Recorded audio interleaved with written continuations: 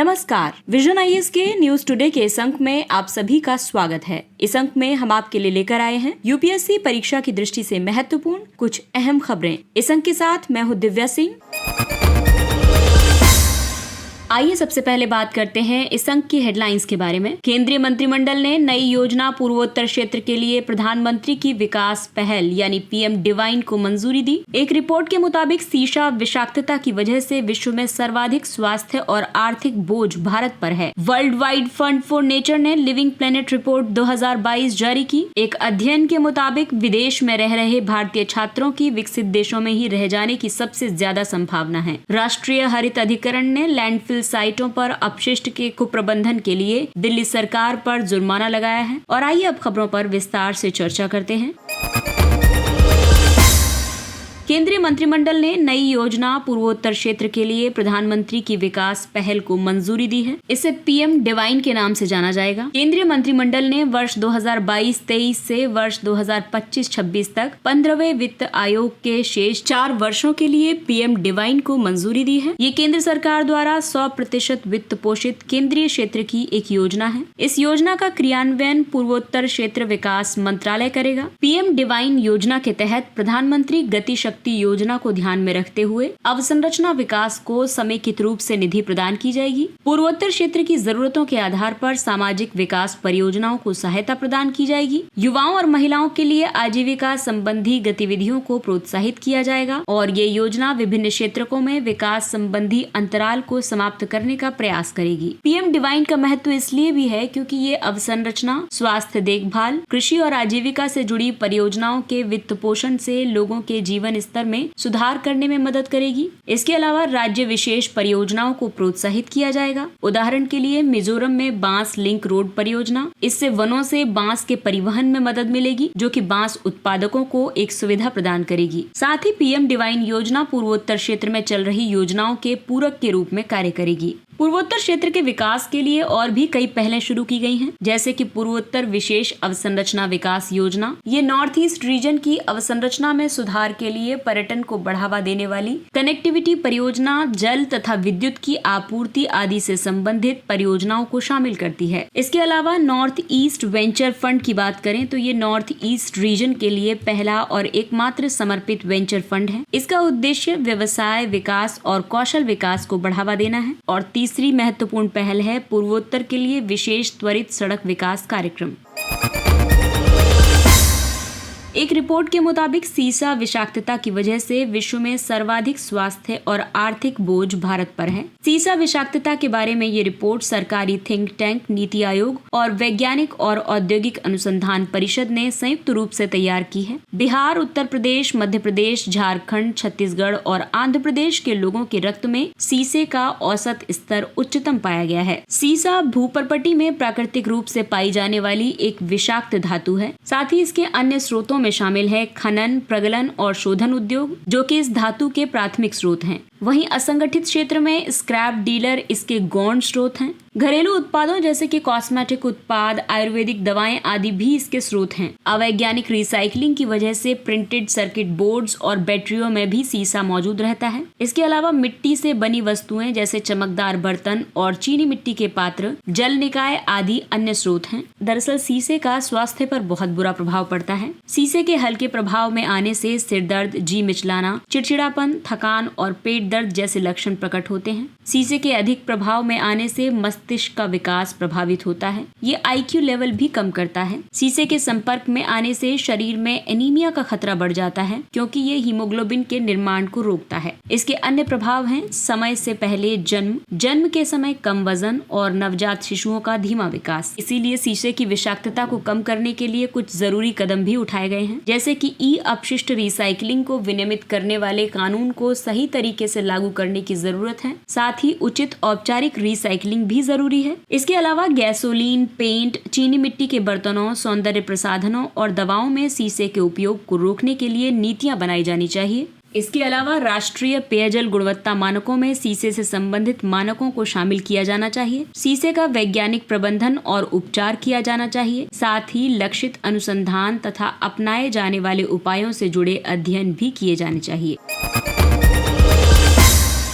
अगली खबर पर्यावरण से जुड़ी हुई है। World wide fund for nature ने लिविंग प्लेनेट रिपोर्ट 2022 जारी की है। ये रिपोर्ट हर 2 वर्ष पर जारी की जाती है। ये रिपोर्ट इस तथ्य को मापती है कि जैव विविधता के नुकसान और जलवायु परिवर्तन के कारण पर्यावरण पर बढ़ते दबाव के प्रति प्रजातियां कैसे प्रतिक्रिया कर रही हैं। इस रिपोर्ट का शीर्षक है building a nature positive society. इस रिपोर्ट में कई मुख्य निष्कर्ष दिए गए हैं। पिछले 50 वर्षों में दुनिया भर में वनों में पाए जाने वाले स्तनधारियों, पक्षियों, उभयचरों, सरीसृपों और मछलियों की आबादी में 69% की गिरावट आई है। सबसे ज्यादा गिरावट लैटिन अमेरिका और कैरिबियाई क्षेत्रों में दर्ज की गई है। ताजे जल की प्रजातियों की आबादी में सबसे ज्यादा गिरावट दर्ज की गई है। वर्ष 1970 और 2018 के बीच इनकी आबादी औसतन 83% कम हो गई है। इस रिपोर्ट में बताया गया है कि गर्म पानी के लगभग 50% कोरल पहले ही समाप्त हो चुके हैं। ऐसा अनुमान है कि 1.5 डिग्री सेल्सियस ताप वृद्धि से गर्म पानी के 70 से 90% कोरल समाप्त हो जाएंगे। और साथ ही इस रिपोर्ट में कई सुझाव भी दिए गए हैं, जैसे कि रिपोर्ट में trade development and environment hub यानी ट्रेड हब का उल्लेख किया गया है। ये एक बहुराष्ट्रीय और अंतर विषयक सहयोग है। ये अंतर्राष्ट्रीय व्यापार प्रणालियों तथा उनके सामाजिक और पर्यावरणीय प्रभावों को समझने का प्रयास करता है। इसके अलावा खाद्य उत्पादन, विशेष रूप से फसल और पशुपालन प्रणालियों में विविधीकरण की सिफारिश की गई है। विविधीकरण का मतलब यहाँ पर यह है कि फसल जो है एक ही फसल को बार बार नहीं उगाया जाना चाहिए, क्योंकि इससे मिट्टी में उन पोषक तत्वों की कमी हो जाती है। प्राकृतिक संसाधन आपूर्ति श्रृंखलाओं का प्रकृति और लोगों पर व्यापक प्रभाव पड़ता है। साथ ही इस संदर्भ में उनकी संधारणीयता पर विशेष ध्यान देने की तत्काल आवश्यकता को भी रेखांकित किया गया है।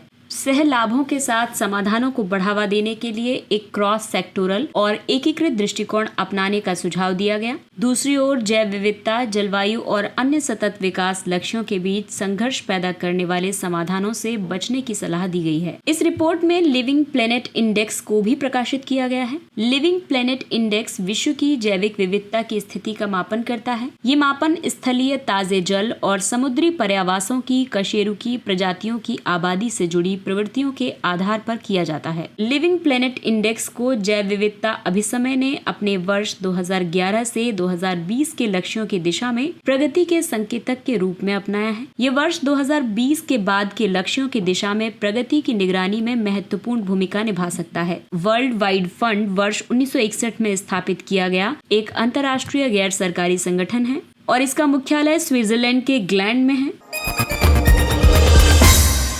अगली खबर जनसंख्या, प्रवासन, नगरीकरण जैसे टॉपिक से जुड़ी हुई है। एक रिपोर्ट के अनुसार विदेशों में रह रहे भारतीय छात्रों की विकसित देशों में ही बस जाने की सबसे ज्यादा संभावना है। आर्थिक सहयोग और विकास संगठन ने इंटरनेशनल माइग्रेशन आउटलुक 2022 शीर्षक से ये रिपोर्ट जारी की है। रिपोर्ट का मानना है कि OECD देशों में विदेशी छात्रों में सबसे बड़ी हिस्सेदारी चीन की और फिर भारत के छात्रों की है। चीन के 22% छात्र और वहीं भारत के 10% छात्र विदेशों में रह रहे हैं। भारतीय छात्रों के इन देशों में ही रह जाने की दर समग्र अंतर्राष्ट्रीय छात्र आबादी की तुलना में ज्यादा है, यानी कि भारत के जो छात्र विदेशों में पढ़ने के लिए जाते हैं अक्सर वो वहीं पर रह जाते हैं। उदाहरण के लिए वर्ष 2015 में प्रवेश लेने वाले छात्रों में 71% भारतीय छात्रों के पास कनाडा में वर्ष 2020 तक का वर्क परमिट था, जबकि चीन के मामले में ये आंकड़ा 18% तक था। और इस रुझान के कारण है पुश फैक्टर और पुल फैक्टर। अब भारत में इसका जो पुश फैक्टर है वो है उच्च कर, जीवन की निम्न गुणवत्ता, खराब स्वास्थ्य प्रणाली, पुरानी शिक्षा प्रणाली आदि।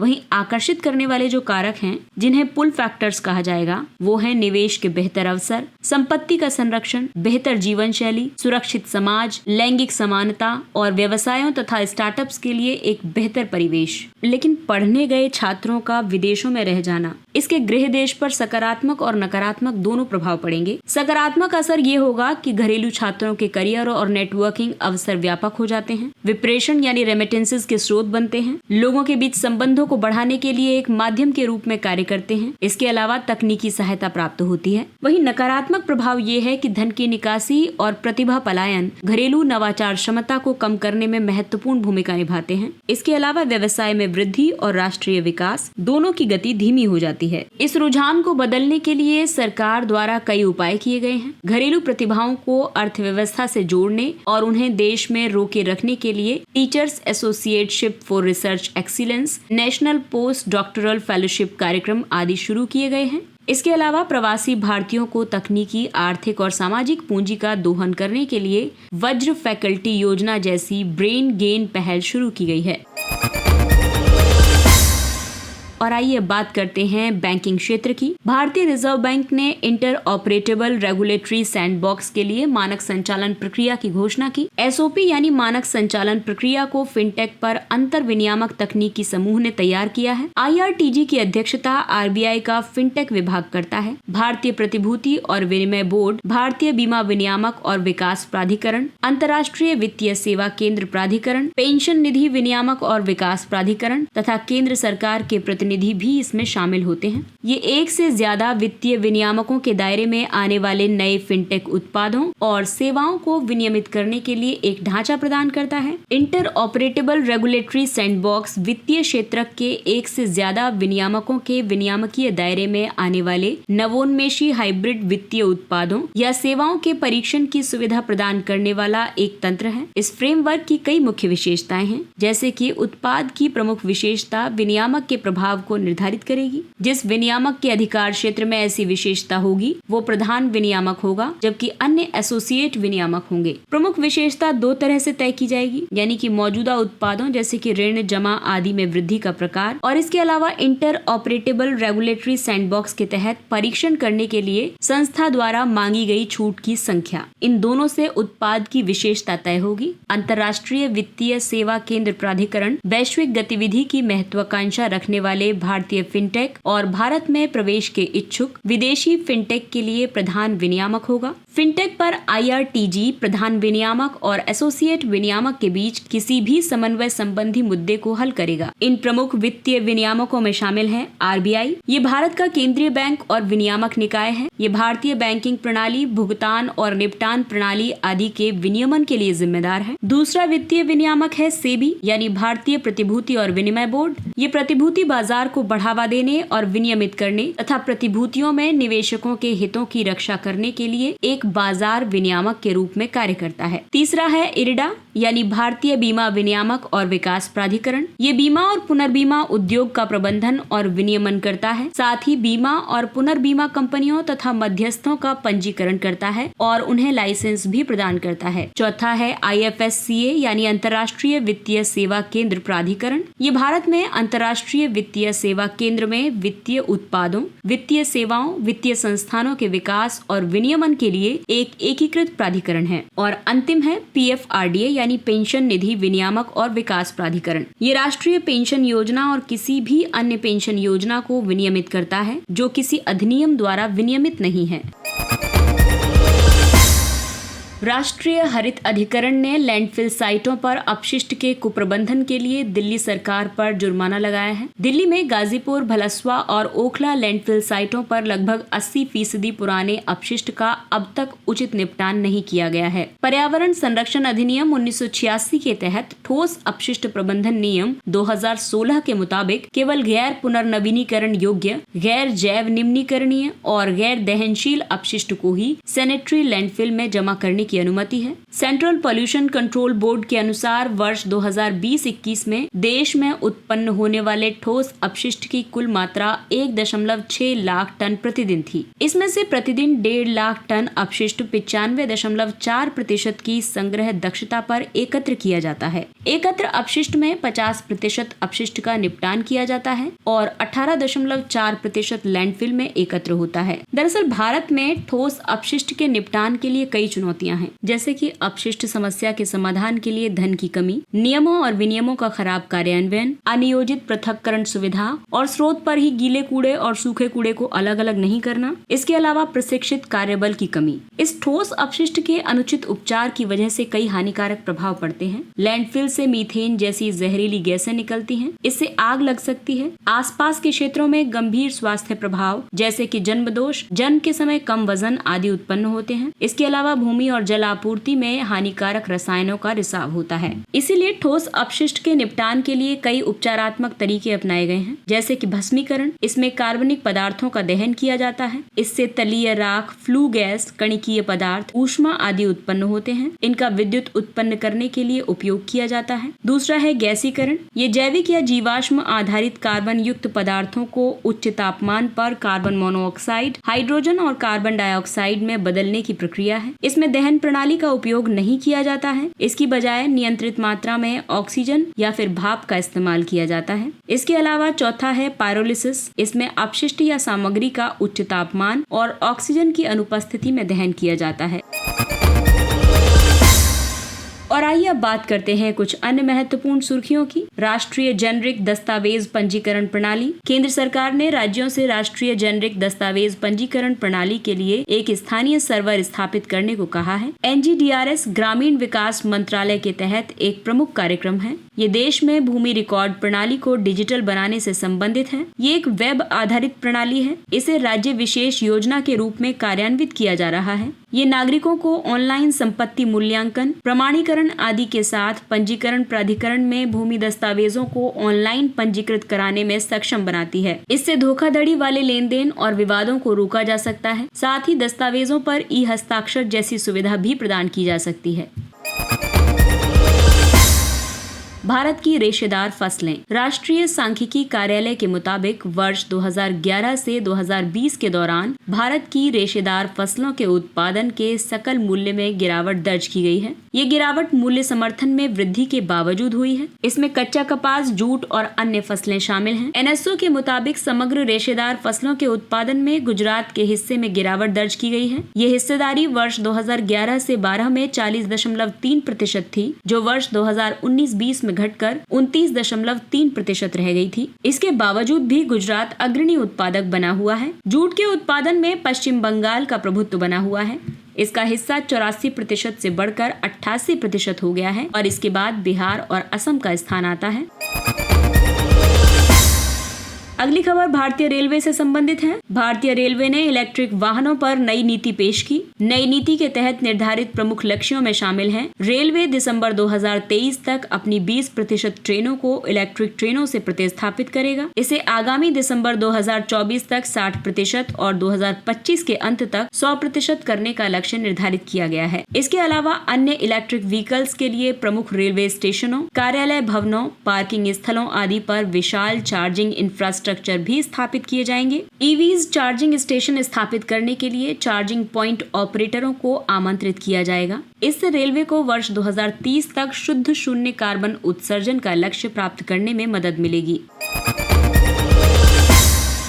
पोस्टल इंडेक्स नंबर या पिन कोड। हाल ही में पिन कोड की स्वर्ण जयंती मनाई गई है। पिन यानी कि postal index number. Pin code को जिप कोड या एरिया कोड के रूप में भी जाना जाता है। ये इंडिया पोस्ट द्वारा इस्तेमाल किए जाने वाला post office numbering code system है। इसे पहली बार 15 अगस्त 1972 को पेश किया गया था। ये 6 अंकों का एक कोड होता है। इसमें प्रत्येक अंक एक विशेष अर्थ को दर्शाता है। आपको बता दें कि भारत को कुल 9 डाक क्षेत्रों में विभाजित किया गया है। इसमें प्रथम 8 क्षेत्र भौगोलिक क्षेत्र के रूप में और 9वां क्षेत्र भारतीय सेना के क्षेत्र के रूप में है। जैसे कि पहला अंक ये निर्धारित करता है कि इंडिया में वो कौन सा रीजन है। दूसरा अंक सब रीजन को डिसाइड करता है। तीसरे अंक से जिले का पता चलता है। चौथे, 5वें और 6ठे अंक से पोस्ट ऑफिस का पता चलता है। अगला टॉपिक है आबिद जान कन्वेंशन। आबिद जान कन्वेंशन को औपचारिक रूप से वर्ष 1984 में लागू किया गया था। इसका उद्देश्य पश्चिमी और मध्य अफ्रीकी क्षेत्र के अटलांटिक तट के समुद्री और तटीय पर्यावरण के संरक्षण, प्रबंधन और विकास में सहयोग करना है। ये पश्चिमी, मध्य तथा दक्षिण अफ्रीकी क्षेत्र में आने वाले समुद्री पर्यावरण, तटीय क्षेत्रों और अंतर्देशीय जल क्षेत्र को कवर करता है। इसका लक्ष्य लोगों के लाभ और कल्याण के लिए आबिद जान कन्वेंशन क्षेत्र और उसके संसाधनों की रक्षा, संरक्षण और विकास करना है। अभिसारी विकास यानी कन्वर्जेंट इवोल्यूशन। ओमिक्रॉन वायरस के 300 से ज्यादा उपप्रकार अभिसारी विकास नामक परिघटना को प्रकट करते हैं। अभिसारी विकास के तहत जीवों के 2 या 2 से अधिक समूहों में ऐसी समानताओं का विकास हो जाता है जो वंशानुक्रम पर आधारित नहीं होती हैं। अभिसारी विकास की परिघटना कई दशा में घटित होती हैं। जब प्रजातियां किसी समान पारिस्थितिक क्षेत्र में रहने के दौरान समान चयनात्मक दबावों के परिणाम स्वरूप समान तरीकों से ही अनुकूलित हो जाती हैं, तब उसे अभिसारी विकास की परिघटना कहा जाता है।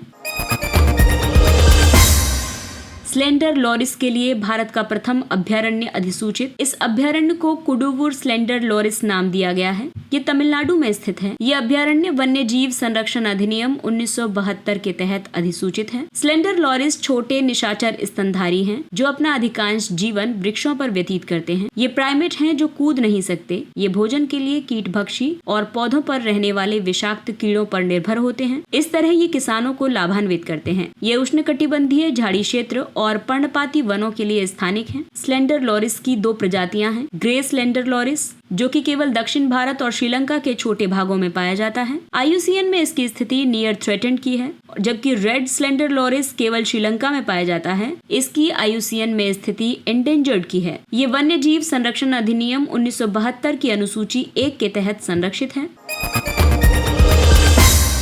और आइए अब बात करते हैं सुर्खियों में रहे स्थलों के बारे में। इजराइल और लेबनान ने भूमध्य सागरीय जल क्षेत्र पर लंबे समय से चल रहे समुद्री सीमा विवाद को हल करने के लिए एक समुद्री समझौते पर हस्ताक्षर किए हैं। लेबनान भूमध्य सागर के पूर्वी तट पर स्थित एक पहाड़ी राष्ट्र है। ये इजराइल और सीरिया के साथ अपनी भू सीमा साझा करता है। ये साइप्रस के साथ अपनी समुद्री सीमा साझा करता है। इसका उच्चतम बिंदु कुर्नत अस सौदा है और निम्नतम बिंदु भूमध्य सागर है। लेबनान की सबसे लंबी नदी लितानी नदी है। और अगला स्थान है इजराइल। इजराइल की राजधानी जेरूसलम है। इजराइल एक पश्चिम एशियाई देश है। ये भूमध्य सागर के पूर्वी तट और लाल सागर के उत्तरी तट पर स्थित है। ये लेबनान, सीरिया, जॉर्डन, मिस्र और फिलिस्तीनी राज्य क्षेत्रों में वेस्ट बैंक और गाजा पट्टी के साथ अपनी भू सीमा और साइप्रस के साथ अपनी समुद्री सीमा साझा करता है। इजराइल का उच्चतम बिंदु है माउंट मेरोन और निम्नतम बिंदु है मृत सागर। इजराइल की सबसे लंबी नदी है जॉर्डन नदी। इसके साथ ही ये अंक समाप्त होता है। अगले अंक में फिर मुलाकात होगी कुछ अन्य महत्वपूर्ण खबरों के साथ। तब तक अपना ख्याल रखिए, सुरक्षित दूरी बनाए रखिए, मास्क पहनिए, हाथ और चेहरा साफ रखिए, क्योंकि कोरोना अभी पूरी तरह से समाप्त नहीं हुआ है। इसलिए अपनों का और अपना विशेष ध्यान रखें।